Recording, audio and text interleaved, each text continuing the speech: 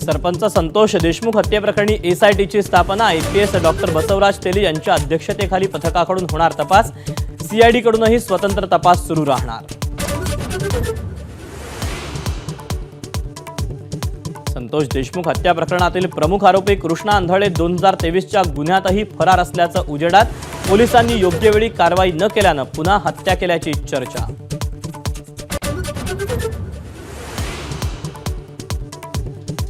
आत्मसमर्पणापूर्वी 22 दिवस वाल्मिक कराडनं केलेल्या प्रवासाचे तपशील माझाच्या हाती। गोवा कर्नाटक मधल्या मुक्कामानंतर पुण्याला परतल्याची माहिती।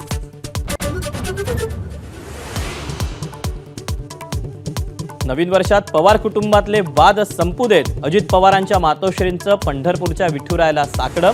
दोन्ही राष्ट्रवादींकडून सकारात्मक सूर।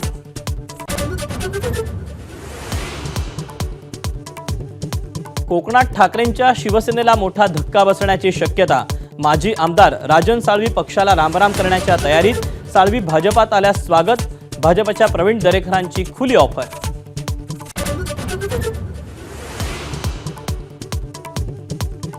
पाणी पुरवठा मंत्री गुलाबराव पाटलांच्या पाळधी गावात 2 गटातील वादाचं पर्यावसन जाळपोळीत। हॉर्न ठरला वादाचं कारण। उद्या सकाळी 6 वाजेपर्यंत संचारबंदी।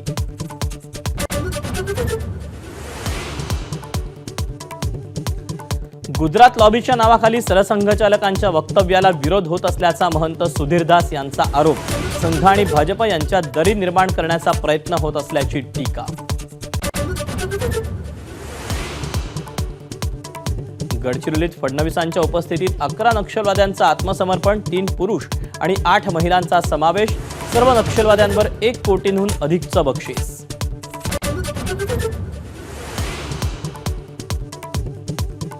अमेरिकेच्या लुईझियानामध्ये दहशतवादी हल्ला। भरधाव गाडी गर्दीमध्ये घुसवून अतिरेक्याचा अंधाधुंद गोळीबार। हल्ल्यात 12 नागरिकांचा मृत्यू। आरोपी चालक फरार।